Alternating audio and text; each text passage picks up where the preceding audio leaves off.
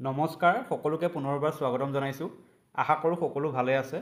এটা নিউজ ওলাইছে যে ষ্টাফ নাৰ্ছত নতুনকৈ 609টা পোষ্ট ওলাইছে আৰু এই পোষ্টকেইটা তিনিচুকীয়া মেডিকেল কলেজত নতুনকৈ সংযোজন কৰা হৈছে। এতিয়া কথাটো হ'ল এই নিউজটো সঁচা নে মিছা, সঁচাকৈ 609টা পোষ্ট নতুনকৈ এড কৰা হৈছে নেকি, ইয়াকে লৈ সকলোৰে মাজত এটা কনফিউজন আছিলে আৰু মই সেই কনফিউজনটো দূৰ কৰিবলৈ DME লগত মই কথা পাতিছিলোঁ।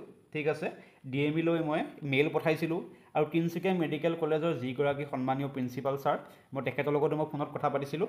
চ' তেওঁৰ পৰা মই কি গম পালোঁ আৰু এই 609টা পোষ্ট সঁচাকৈ ওলাইছিলে নাই, আৰু যদি ওলাইছে তেনেহ'লে তাৰ এক্সাম কেতিয়ালৈ হ'ব, এই বিষয়ে মই এই ভিডিঅ'টোত সম্পূৰ্ণ ডিছকাশ্যন কৰিম আৰু এই ভিডিঅ'টো চোৱাৰ পিছত আপোনালোকৰ কনফিউজনটো দূৰ হৈ যাব। গতিকে ভিডিঅ'টো ভালদৰে শেষলৈকে চাব। আমাৰ 17 তাৰিখে এখন নটিচ ওলাইছিলে। 17 আগষ্টত নটিচখনত দিয়া আছিল যে তিনিচুকীয়া মেডিকেল কলেজৰ বাবে যি গেট 3 টেকনিকেল পোষ্ট, সেই টেকনিকেল পোষ্ট তিনিচুকীয়া মেডিকেল কলেজৰ বাবে ক্ৰিয়েট কৰা হৈছে আৰু যিখন আমাৰ আগত এডভাৰটাইজমেণ্ট আছিলে সেই এডভাৰটাইজমেণ্টৰ পোষ্টৰ লগতে তিনিচুকীয়া মেডিকেল কলেজৰ টেকনিকেল পোষ্টখিনি এড কৰা হৈছে। কিন্তু ইয়াত কথাটো হ'ল যে এই টেকনিকেল পোষ্টখিনিৰ ভিতৰত আমাৰ ষ্টাফ নাৰ্ছৰ পোষ্ট আছেনে নাই। আপোনালোকে এই নিউজটো দেখাৰ পিছত কি কৰিছিলে, ৱেবছাইটত গৈ চেক কৰি চাইছিলে আৰু ময়ো ৱেবছাইটটো খুলি চাইছিলোঁ। কিন্তু তাত কি আছিল, ষ্টাফ নাৰ্ছৰ এপ্লাই কৰিবলৈ, নতুনকৈ এপ্লাই কৰিবলৈ ষ্টাফ নাৰ্ছৰ অপশ্যনটো আছিলে। তাত গৈ আপোনালোকে যেতিয়া চাই তাত কি আছিলে যে ষ্টাফ নাৰ্ছত এপ্লাই কৰিব পৰাকৈ তাত অপশ্যনটো আছিলে। কিন্তু এতিয়া কথাটো হ'ল যে ষ্টাফ নাৰ্ছৰ পোষ্টটো ওলাইছেনে নাই। এতিয়া আপোনালোকে চাওক, এই নটিচখন হৈছে 2023 চনত DMEৰ আণ্ডাৰত যি ষ্টাফ নাৰ্ছ ওলাইছিলে তাৰ নটিচ। তাত আমাৰ পোষ্টৰ সংখ্যা দেখাইছিল 609টা পোষ্ট আৰু ইয়াৰ এক্সাম অলৰেডি আমাৰ 4 ফেব্ৰুৱাৰীত হৈ গৈছে। ঠিক আছে, 4 ফেব্ৰুৱাৰীত অলৰেডি এক্সাম হৈ গ'ল আৰু এপইণ্টমেণ্টটো দিলে। প্ৰথম আমাৰ কিমান পোষ্ট আছিলে, 609টা পোষ্টেই আছিলে। কিন্তু 2023 চনৰ ডিচেম্বৰ মাহত আপোনালোকৰ এক্সামৰ ঠিক আগে আগে এখন নটিচ ওলাইছিল। সেই নটিচখনত এই 609টা পোষ্টৰ লগত তিনিচুকীয়া মেডিকেল কলেজৰ পোষ্টখিনিও যোগ দিয়া হৈছিল আৰু এই পোষ্টখিনি যোগ দিয়াৰ পিছত টোটেল পোষ্ট কিমান হৈ গৈছিলগৈ, টোটেল পোষ্ট আপোনালোকৰ 800 ছামথিং টোটেল পোষ্ট হৈ গৈছিল। আৰু তাৰ ভিতৰত যেতিয়া এক্সাম হ'ল, এক্সাম হোৱাৰ পিছত এপইণ্টমেণ্ট দিলে আৰু এপইণ্টমেণ্ট দিওঁতে তিনিচুকীয়া মেডিকেল কলেজত অলৰেডি 203 গৰাকী ষ্টাফ নাৰ্ছৰ এপইণ্টমেণ্ট দিয়া হৈ গৈছে। এতিয়া মই অফিচিয়েল ৱেবছাইটটো খুলি চাম তাত কি দিয়া আছে। এইটো হৈছে DMEৰ অফিচিয়েল ৱেবছাইটৰ পেজ আৰু ইয়াত যেতিয়া আপোনালোকে do you want to apply for technical post, ইয়াত যদি আপোনালোকে য়েছ কৰিব তেতিয়া এইকেইটা অপশ্যন ওলায়।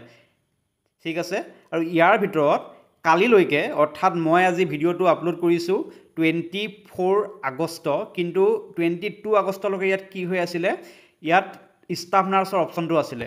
ইয়াত যিটো আপোনালোকে দেখা পাইছে, ইয়াতে ষ্টাফ নাৰ্ছৰ অপশ্যনটো আছিলে।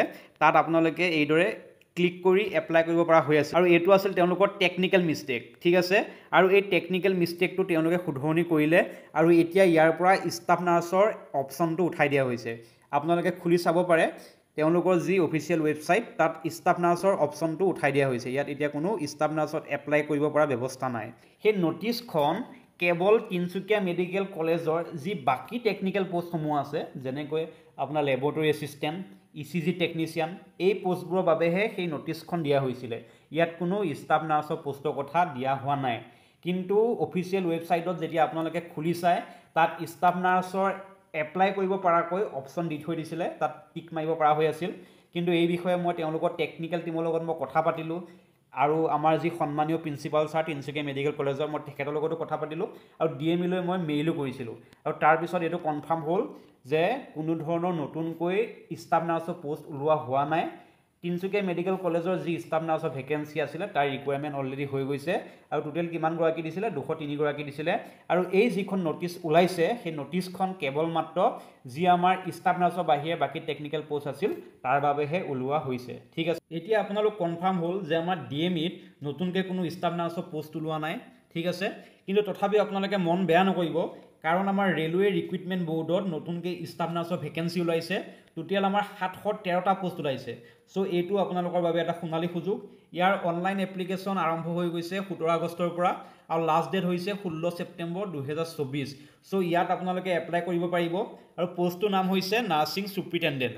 আৰু ইয়াত কেনেকুৱা ধৰণৰ কুৱেশ্যন আহিব পাৰে, এক্সাম পেটাৰ্ণ কেনেকুৱা, চিলেবাছ কেনেকুৱা, এই বিষয়ে মই এটা ডিটেইলছ ভিডিঅ' অতি সোনকালে এই চেনেলটোত আগবঢ়াম। আজি ভিডিঅ'টোত ইমানেই আছিলে। আশা কৰোঁ আপোনালোকে ভিডিঅ'টো ভাল পালে। যদি ভাল পালে তেনেহ'লে লাইক কৰি দিব আৰু চেনেলটো যদি এতিয়াও ছাবস্ক্ৰাইব কৰা নাই তেনেহ'লে ছাবস্ক্ৰাইব কৰি দিব। ধন্যবাদ।